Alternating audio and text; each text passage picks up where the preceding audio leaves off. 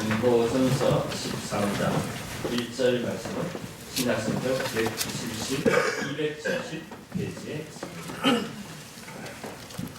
제가 1절 읽고 2절은 여러분들이 읽고 3절은 다 같이 읽도록 하겠습니다. 내가 사람의 방언과 천사의 말을 할지라도 사랑이 없으면 소리나는 뿌리와 울리는 연가리가 되고 내가 영원한 능력이 있어 모든 능력과 모든 지식을 알고 또 사람의 분명한 모든 일을 시작하더라도 사랑이 없으면 내가 아무것도 아니고. 다 같이 읽겠습니다. 내가 내게 있는 모든 것으로 부자하고 또 내 몸을 불쌍하게 내줄지라도 사랑이 없으면 내게 아무 유익이 없느니라. 아멘. 지난주에도 말씀드렸지만 교회는 우리의 몸과 같습니다. 우리의 몸과 같기에 하나님께서 우리에게 주신 영광스럽고 신비한 생명 공동체입니다. 아무리 복잡한 기계도 고장이 나면은 그 기계가 수동합니다. 또 고장난 부분을 고치면은 또 회복이 됩니다. 물론 우리 몸도 때로는 고장나면 병이 들면은 의사의 도움을 받아서 고치기도 합니다. 그러나 아무리 의사가 수고해도 고치지 못한 병이 있습니다. 또 나도 모르게 그냥 놔두면은 자연적으로 또 회복되는 경우도 종종 있는 것을 보게 됩니다. 그래서 우리의 몸은 그야말로 인간이 다 이해할 수 없는 아주 신비한 일들이 우리의 몸 속에서 일어나고 있다고 말할 수가 있습니다. 교회도 그런 신비한 생명 공동체입니다. 일반 세상적인 조직처럼 이렇게 하고 저렇게 하고 마음대로 할 수 있는 곳이 교회가 아닙니다. 그러나 신비하고 영광스러운 공동체지만 그러나 지상교회 완전하지를 못합니다. 우리도 그러지 않습니다. 이렇게 영광스럽고 신비한 몸을 받았지만은 세상 살다 보면 늘 건강하면 좋지만은 때로는 육신의 질병 때문에 힘들어할 때가 있는 것처럼 교회도 때로는 불밀스러운 일들이 일어날 수가 있습니다.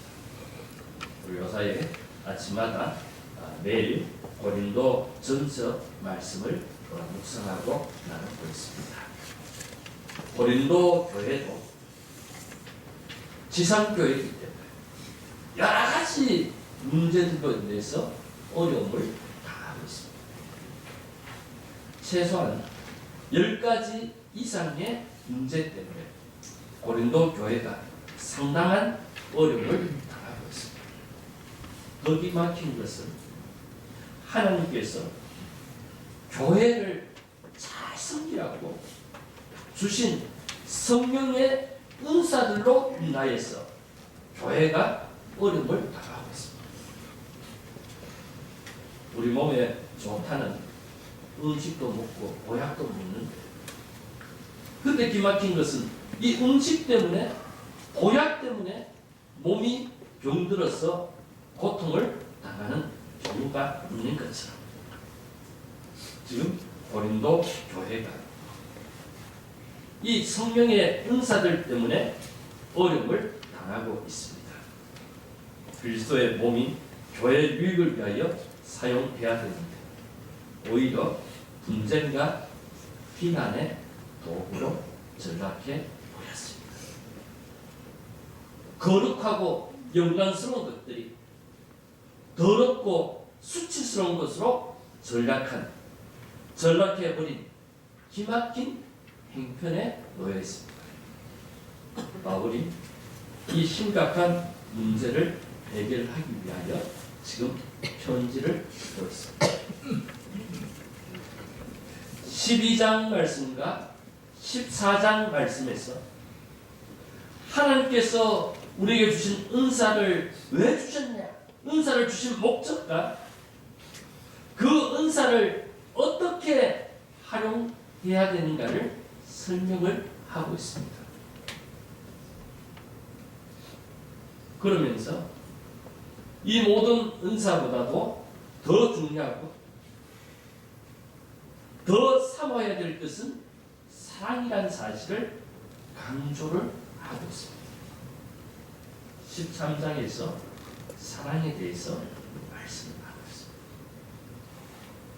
우리가 흔히들 샌드위치 기법이라 그렇게 말합니다. 우리가 성경을 읽다 보면 아주 중요한 것을 강조하기 위해서 양옆에 대조적인 것, 비슷한 것들 도와서 중앙에 있는 것을 강조하는 경우가 있습니다. 지금 오늘 말씀이 그러합니다. 고린도전서 12장과 14장에 비슷한 내용을 언급하고 있습니다. 그래서 이 비슷한 내용을 강조하기 위해서 13장에서 사랑에 대해서 말씀을 하고 있습니다. 아무리 심각한 문제고 아무리 풀 수 없는 문제고 하나님이 주신 이 귀한 것, 이 영광스러운 것, 이것을 수치스럽고 더러운 것으로 만든 심각한 문제가 고린도 교회 안에 이루어졌지만, 그러나 이 모든 문제를 해결할 수 있는 답이 있다는 거예요. 우리말로 표현하면 만병통치약이 있다는 것입니다. 그게 뭔가 하면 사랑이라는 것입니다. 탈무드에 보면 이런 이야기가 있습니다. 잘 살아가던 부부가 의견 충돌이 생기기 시작합니다. 그러다가 나중에 부부가 합의를 봅니다. 우리 이렇게 맨날 싸우고 그렇게 하지 말고 신사적으로 헤어지자. 이혼을 합의합니다. 이혼을 합의하면서 우리가 이왕 지금까지 사는 정도 있고 하니까 우리가 모든 것을 공평하게 반반씩 나누어 갖자. 그렇게 했죠. 그래서 재산도 돈도 반으로 나누고 땅도 반으로 나누고 집도 반으로 나누고 모든 것을 반으로 나눠서 그렇게 했습니다. 근데 두 부부가 자녀를 낳았는데 11명을 낳았습니다. 반으로 나누면 5명, 6명 되는데 누가 이 남편이 6명 같다니까 부인이 아니다 내가 6명 같다. 여기에 대해서는 합의를 보지를 못했습니다. 그래서 부부가 우리 이렇게 살을 것이 아니라 라비에게 찾아가서 지도를 받자. 라비가 결정하는 대로 우리가 순종하자. 합의를 받아서 라비에게 가서 자는 라비가 한마디를 하나를 더 낳을 때까지 살까. 그래서 집에 돌아왔습니다. 빨리 이혼을 해야 되겠다. 빨리 아이를 만들기 위해서 그렇게 삽니다. 결과 10개월 후에 아이를 낳았습니다. 아이를 낳았는데 그만 쌍둥이를 그래서 하나님의 뜻이구나 생각하고 행복하게 살아갑니다. 부부싸움은 칼로 물베기라고 하셨습니다. 잠시 의견이 달라서 투수했습니다. 그러나 조금 기다리고 조금 참으면 서로 사랑하게 되면 과거에 어떤 허물이나 어떤 문제나 그 사랑으로 극복하고 행복한 가정이 될 수 있다는 사실을 알아가겠습니다. 오늘 바울은 이 사랑에 대해서 말씀을 하고 있습니다. 우리가 고린도전서 13장을 사랑장이라고 합니다. 아마 여러분도 다 암송하고 특별히 사랑이라는 복음성으로 여러분 아마 이 내용이 무엇인지 잘 알고 있을 거예요. 저도 이거 다 알고 있는 거 설교하려니까 상당히 어렵습니다. 하늘이라는 사람이 바울이 기록한 것 중에 가장 위대하고 가장 강하고 가장 심오한 것입니다. 알포드라는 성경 주석가가 또 이렇게 말합니다. 세상에 현존하는 아름다운 언어와 아름다운 생각들이 숭고하게 엮어진 순수하고 완전한 보석이다. 사랑만 있으면 모든 문제가 해결될 수 있는 그런 길이 있다는 거예요.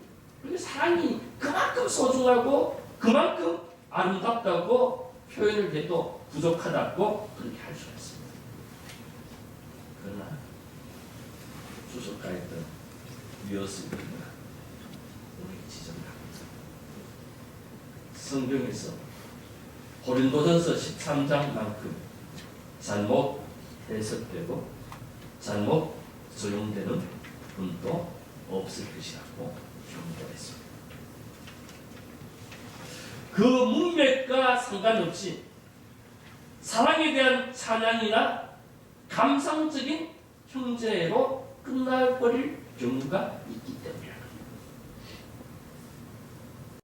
12장 말씀과 14장 말씀과 비교해서 13장 말씀을 봐야 사랑을 제대로 이해하고 깨닫고 사랑을 바르게 할 수 있는데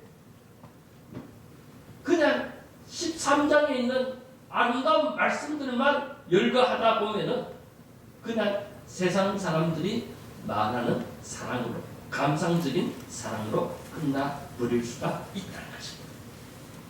그래서 좀 문맥 전체를 보면서 배경을 보면서 고린도전서 13장 사랑에 대해서 이해하는 것이 중요하다는 것입니다. 자, 말씀을 시작하면서 말씀드렸지 않습니까? 고린도 교회는 심각한 원인을 당하고 있습니다. 하나님이 생겼습니다. 교회가 4쪽, 5쪽 풍지박살이 날 위기에 처해 있다는 거예요. 이러한 고린도 교회에서 사랑은 감상적인 것이 아니라 절박한 것임을 강조하고 있습니다. 사랑을 하지 않으면 교회의 지체들이 상처를 입게 됩니다. 사랑을 하지 않으면 이제는 복음의 문이 막히게 됩니다. 교회 존재 의미를 상실하게 됩니다. 교회가 이 땅에 존재하는 이유가 무엇입니까? 복음의 문의 역할을 하지 않습니까? 사람들에게 복음을 전하고 사람들이 복음으로 인해서 행복하게 살도록 하기 위해서 교회가 존재를 하는데 교회가 싸워서는 아닙니다. 세상 사람들이 교회를 향해서 손가락질합니다. 좀 깨끗하게 거룩하게 행복하게 살려고 교회 출석도 하고 교회 일도 하고 교회를 섬기고 있는데 이것 때문에 상처를 받습니다. 이것 때문에 고통을 당합니다. 그래서 교회를 다녀야 되나 말아야 되나 하나님께서 이 땅에 교회를 그대로 둬야 되나 촛대를 옮겨야 되는가 그런 심각한 절박한 형편에서 지금 이 사랑에 대해서 말씀을 하고 있습니다. 그러니까 사랑을 해도 되고 안 해도 되는 문제가 아닙니다. 내일 해도 되고 모레 해도 되고 그런 문제가 아닙니다.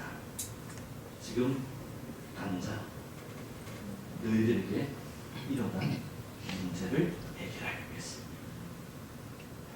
당장 절박한 위기를 탈출하기 위해서 사랑하는 것입니다. 사랑을 하지 않으면 아무것도 아니다. 지난주에도 말씀드렸지만 저는 이런 의미에서 이 사랑에 대해서 말씀을 듣기 전에 사랑을 먼저 이렇게 정리를 해봤습니다. 사랑은 그리스도의 몸 안에서 돌고 있는 혈액이다, 피이다. 사랑은 그리스도의 몸인 우리 교회 안에 돌고 있는 피와 똑같다고 그렇게 설명을 하고 싶습니다. 우리 몸의 혈액은 생명을 만들어냅니다. 또 이 피는 건강을 유지하도록 하는 일에 결정적인 역할을 합니다. 혈액은 허파에서 산소를 공급받아서 온몸을 순환하면서 모든 더러운 것, 모든 독소, 모든 병균을 다 가지고 와서 그 안에서 깨끗하게 정화를 해서 또 구석구석 공급해 줍니다. 얼마나 열심히, 얼마나 부지런히, 얼마나 자기 희생을 해서 수고를 하고 있습니까? 하루에 우리가 피가 다니는 거리만 해도, 우리가 이번 설 연휴 때 고향 갔다 오시면서 이렇게 하다 보니까 오다 가다 보니까 너무 피곤하고 힘들지 않습니까? 특히 부산에 계신 분들은 부산서 서울 갔다가 서울서 부산 갔다가 그렇게 하면은 아마 녹초가 되실 거예요.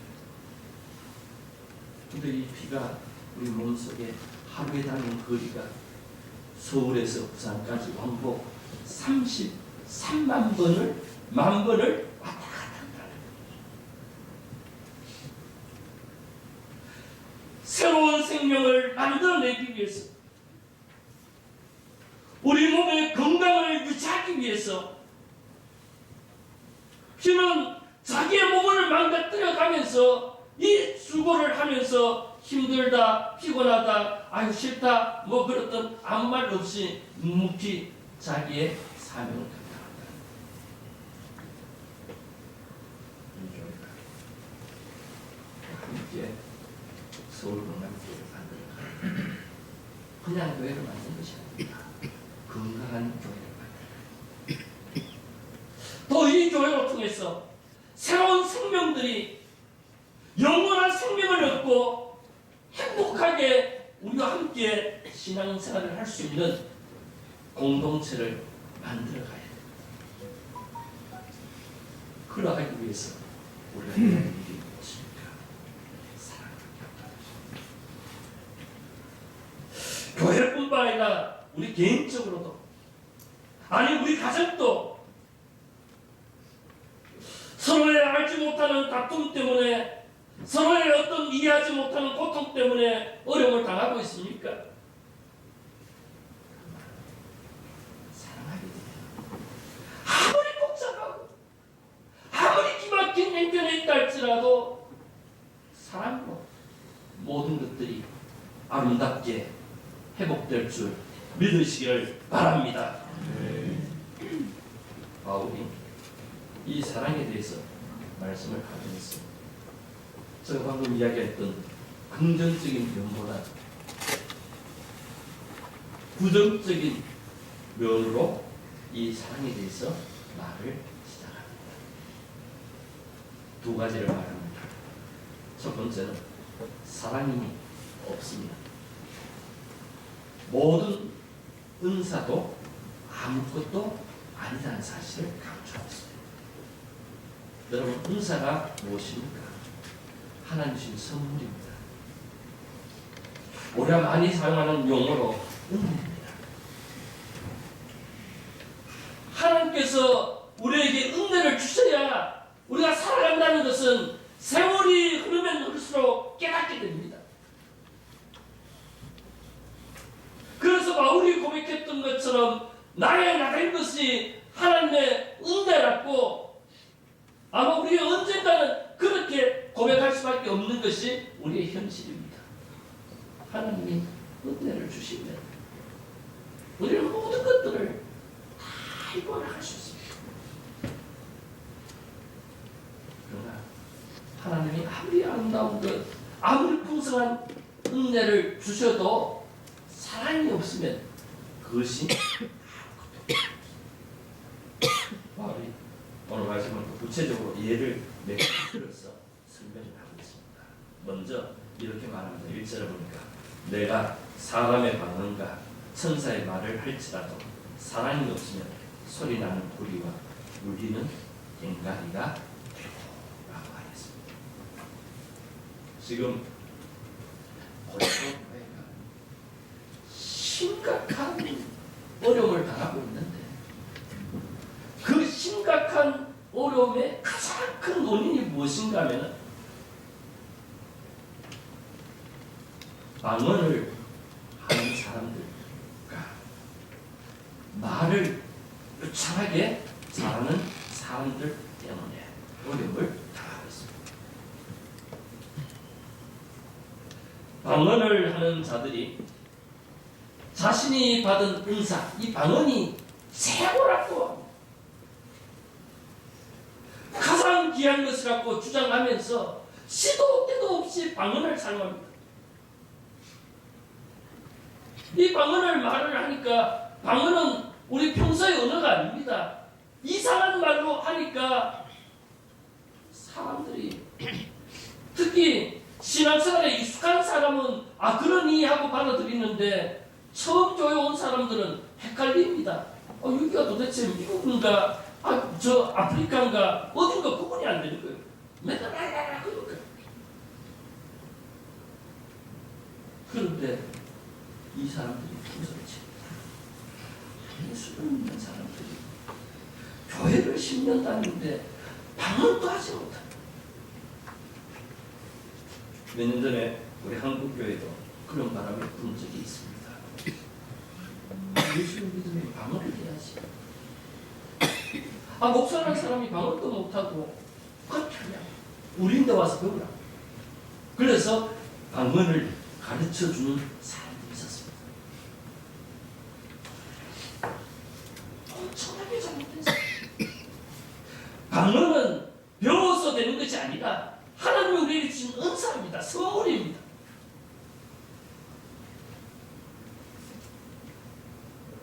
그래서 이 방언을 하는 사람들이 무질자하게 그것을 사용하고 또 자기가 갖고 있는 것을 갖고 저 사람은 신앙생활 잘한다 못한다 저 사람은 뭐 좀 초보다 뭐 그렇게 판단하는 그런 일들이 생겨서 고린도 교회가 지금 어려움을 당합니다.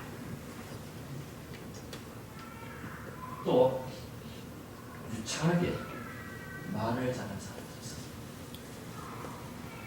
이 말 잘하는 사람들의 대부분 특징이 뭡니까?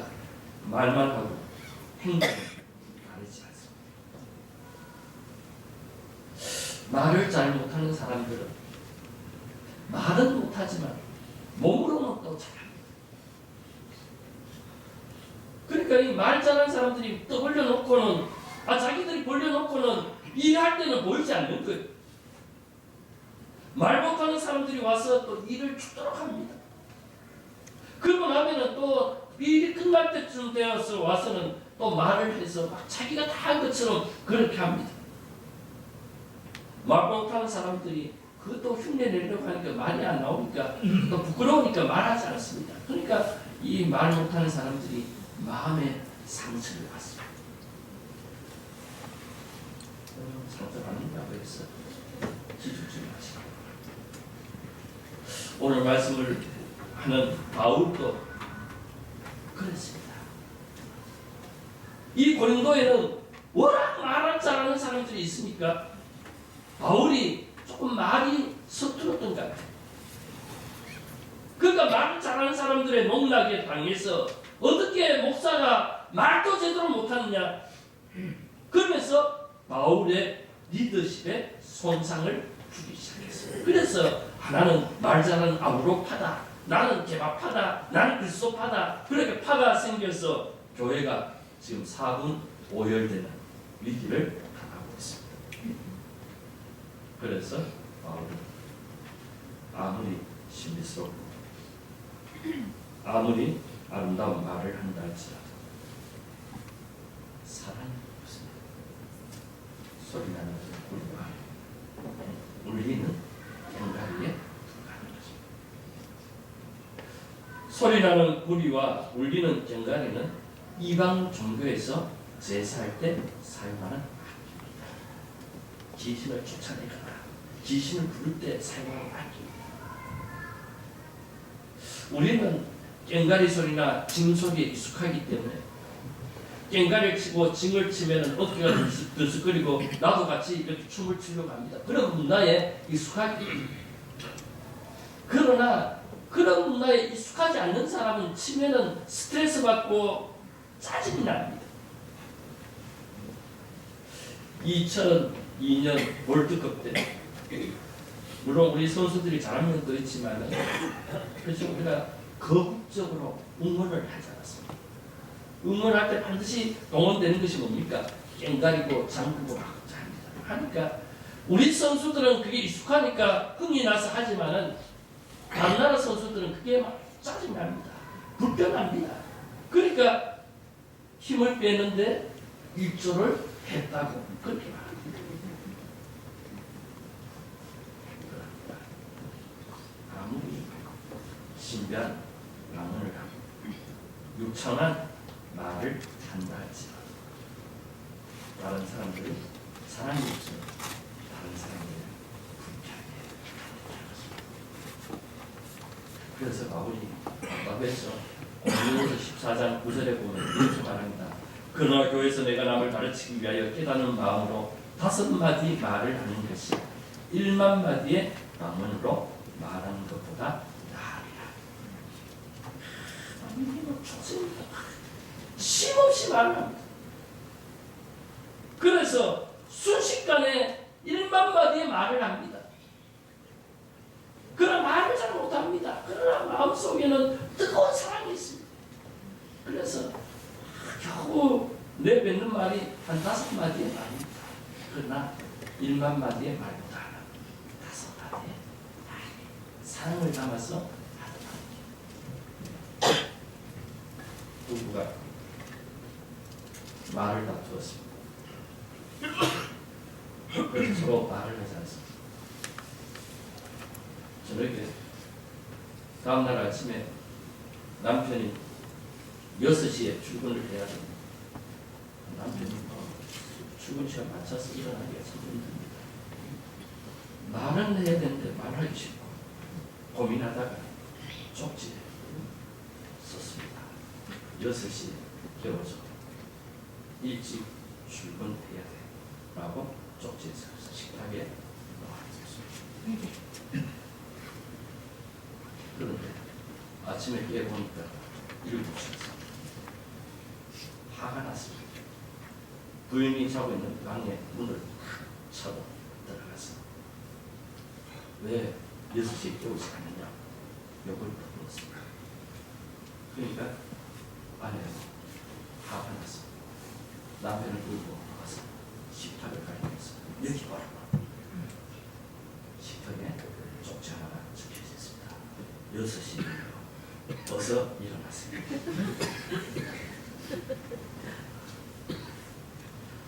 싫다.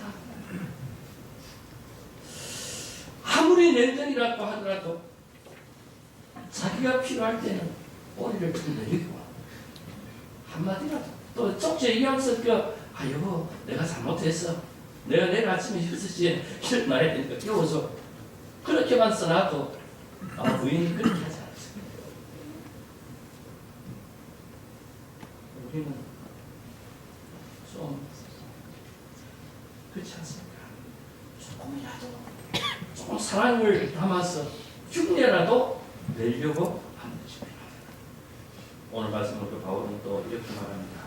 내가 예언하는 능력이 있어 모든 비밀과 모든 지식을 알고 또 산을 옮길 만한 믿음이 있을지라도 사랑이 없으면 내가 아무것도 아니요. 예언하는 은사는 교회에서 매우 중요한 은사입니다. 지금 고린도 교회에서 방언하는 은사를 받은 사람들이 자기가 최고라고 떠들고 다닙니다. 그가 바울이 그들에게 한마디 합니다. 14장 1절 보면 사랑을 추구하며 신령한 것을 삼아되 특별히 예언하려고 너들이 뭐 방언 은사가 최고라고 라라라라 끓이고 다니는데 그보다도 더 중요하고 더 우리가 사모해야 될 것은 예언하는 은사라고 그렇게 말을 합니다. 여기 예언이라는 것은 점장이가 뭐 연말중대에서 뭐 물을 조심해야 되고 나중에 뭐 불이 뭐 너를 도와주고 그렇게 예언하는 것이 예언이 아니라 여기 예언은 현재 일어나는 일에 대해서 말씀을 통해서 깨닫는 것을 가르칩니다.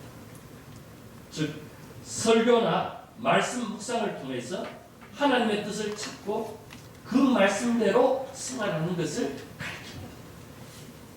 그래서 예언의 은사는 사람을 변화시키는 힘이 있습니다. 오늘 제가 하나님의 말씀을 갖고 여러분에게 설교를 하겠습니다. 설교를 하는 것은 앞으로 말을 할 때 그냥 하고 싶은 말 다 하지 말고 거기에 사랑을 담아서 하라는 거예요. 아무리 냉전이 있었더라도 내가 필요한 말이 있으면은 내가 먼저 용서를 구하고 그 말을 하라는 거예요. 이렇게 하나님의 말씀을 우리의 삶에 적용해서 전달을 하면은 그것이 내 삶에 구체적으로 적용이 되야 됩니다. 그래서 전에는 함부로 말하던 사람이 이제는 말을 할 때마다 내가 저 사람을 진정으로 사랑해서 말을 하고 있는가? 냉정이 생겼지만 그래도 내가 먼저 고개를 숙이고 꼬리를 내리고 해야지. 그렇게 하고 그렇게 하면은 변화가 있는 거예요. 그게 예언의 은사에 적용하는 거예요. 여러분, 믿음의 은사가 매우 중요하지 않습니까? 산을 옮길 만한 믿음을 가졌다는 것은 최고의 믿음입니다. 예수님께서 마태복음 17장 20절에 보면 저자식 하나만한 그 믿음만 있어도 이 산을 명하여서 여기서 저기로 옮겨지라 하면 옮겨질 것이고 또 너희가 못할 것이 없습니다. 볼까 말까 조그만한 믿음만 있어도 태산을 옮길 수 있는 능력이 이 믿음에서 나온다는 거예요. 모든 것을 못할 것이 없다는 거예요. 믿는 자에게 능치 못할 일이 없다는 거예요. 여러분 믿음이 얼마나 예언하는 은사와 믿음의 은사는 다 귀하고 중요한 것입니다. 그러나 더 중요한 것이 있다는 것입니다. 사랑으로 할 때에는 사람을 아름답게 변화시키는 능력이 될 수 있다. 사랑이 없다면 아무리 똑똑하고 아무리 능력이 있어서 세상적으로 성공했다 할지라도 결국은 아무것도 아니다는 것입니다.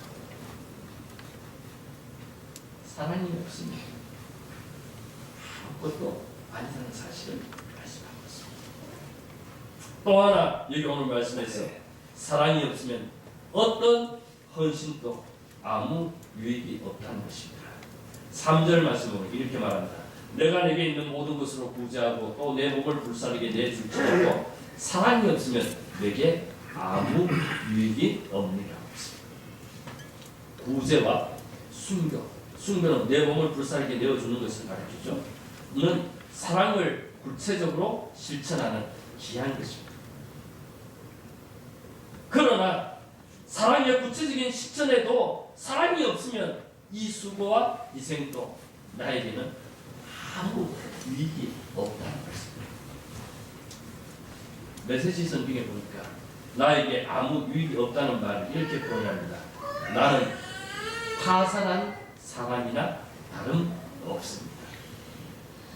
사랑이 없으면 파산한 사람과 똑같은 거예요. 아무 능력이 없다는 거예요.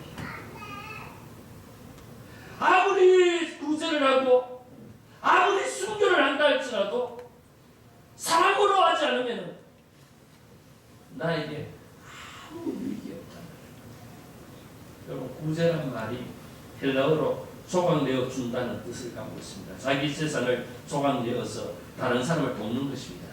얼마나 훌륭하고 고귀한. 그런데 사랑 없는 선심은 받는 자에게 모욕감을 안겨줄 수가 있습니다. 선물을 주면서도 자존심을 상하게 하고 마음에 상처를 주는 경향이 있습니다. 예수님께서 바리새인들이 구제 행위를 칭찬하지 않고 외식하는 것이라고 책망을 하셨습니다. 바리새인들은 구제를 참잖아요. 일주일에 한 번씩 구제를 위한 공부를 합니다. 지금도 이스라엘 가면 유대인들 구제 참잘합니다. 거지들이 라이센스를 갖고 면허증을 갖고 당당하게 당신 복 받으려면 나에게 구제를 하라. 그렇게 말할 만큼 구제 익숙합니다. 유학을 갔다 온 친구들의 이야기를 들어보면 그럽니다. 평소에 이렇게 물가가 비싸서 사 먹지를 못하고 그냥 굶고 있다가 금요일 저녁 때쯤 되면 6시 전에 가면은 다 내려온다고요. 왜냐하면 이제 안식일을 지켜야 되고 그러하기 때문에 다 가난한 사람들 가서 가라고 내려온다. 그러면 그때 가져와서 일주일 생활하고 그렇게 한다고요. 부재가 생활화된 사람들이 바리새인들과 서기관들이었습니다. 그러나 예수님께서 그들에게 외식한다고 책망했습니다. 왜 그렇습니까? 사람에게 영광을 받으려고 해당과 거기에서 나팔을 불고 하였기 때문입니다. 자기들은 박수 받지만 그 나팔 불고 모인 사람들 앞에서 물건 받아가는 사람은 얼마나 수치스럽고 얼마나 자존감이 상하겠습니까? 그래서 예수님께서 우리에게 사랑으로 구제하는 방법을 가르쳐주지 않았습니까? 이렇게 말합니다. 너는 구제할 때 오른손이 하는 것을 왼손이 모르게 하겠습니다. 내가 언제 당신을 도와줬느냐? 기억나지 않을 만큼 그렇게 하는 것입니다. 기독교의 최고의 문가는 사망감에 불탄 자기 목숨까지 바치는 순교적인 원칙입니다. 우리 교단도 순교 정신의 바탕에서 교단이 출발하지 않았습니까? 순교한 사람들이 얼마나 자비를 받았습니다. 그래서 아마 주님 앞에 섰을 때 또 믿음의 백성들에게는 그것이 자랑스럽고 영광스러운 것입니다. 그러나 자기 몸을 불사를 만큼 한평생 헌신 봉사하고 살았어도 사랑이 없이 했다면 그것은 불가능한 것입니다. 그야말로 전부가 전부였습니다. 사랑이 오늘날 21세기에 얼마나 시대가 발전했습니다. 엘빈 토프러가 제3물결에서 그렇게 말했습니다. 현대 과학 기술의 대표적인 두 가지가 있다. 그 대표적인 두 가지가 무엇인가 하면 컴퓨터와 핵 무기란 거죠. 컴퓨터는 세계를 단일 문화로 만들었습니다. 20년 전에 동남아나 아프리카에 가면은 그야말로 옛날 우리나라 옛날 50년 전, 60년 전에 우리나라 모습을 봅니다. 하면 카메라 들이대면 신기해서 놀랍니다. 그러나 지금 아프리카나 동남아 저 구석에 가도 그 사람들의 손에 스마트폰이 다 있습니다. 우리가 좋아하는 노래 같이 흥얼흥얼거립니다. 우리가 춤추는 춤 같이 이렇게 춥니다. 그만큼 컴퓨터가 단일화 문화를 만들었습니다.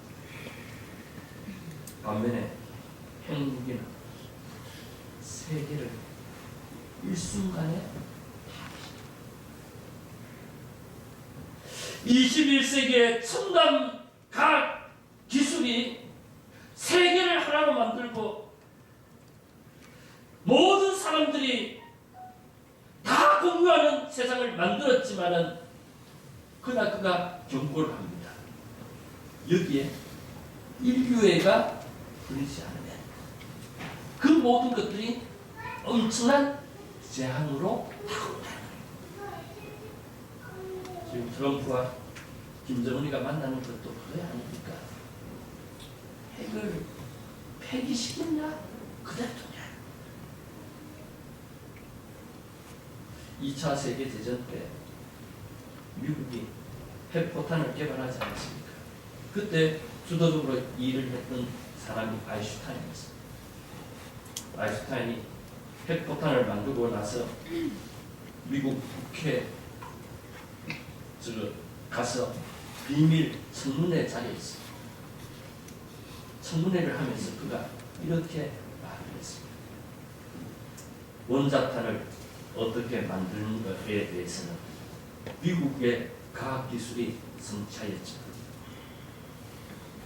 무엇에 사용할 것인가에 대해서는 미국의 도덕과 종교가 결정해야 한다고 말했습니다. 오늘 우리 시대에 꼭 기억해야 될 말입니다. 인간의 지식과 인간의 능력과 인간의 모든 것을 갖고 컴퓨터도 만들고 핵무기도 만들었지만은 이것을 어떻게 사용해야 되는가는 천박합니다. 만약에 거기에 사랑이 없다면 우리는 일순간에 망할 수밖에 없습니다. 절박합니다. 그 누구 한 사람이라도 개인의 욕심에 의해서 움직여버립니다. 사랑이 없이 하면 우리 다 같이 망하는 시대에 살아가는 것입니다. 우리는 어떻게 해야 될까? 살아남기 위해서 우리 교회가 건강한 교회, 아름다운 교회가 되기 위해서, 아니 우리 가정이 행복한 가정이 되기 위해서 왜 꼭 해야 될 일은, 절박한 마음으로 해야 될 일은 무엇입니까? 사랑밖에 없다는 것입니다. 사랑으로 하지 않을 때 가정이 파괴됩니다. 사랑으로 하지 않을 때 교회가 파괴됩니다. 사랑으로 하지 않을 때 우리 모두가 망하게 되는 절박한 시대에 우리가 살고 있습니다. 사랑하는 성도 여러분, 모든 일을 사랑으로 행하시는 저와 여러분들이 다 되시기를 바랍니다. 바랍니다.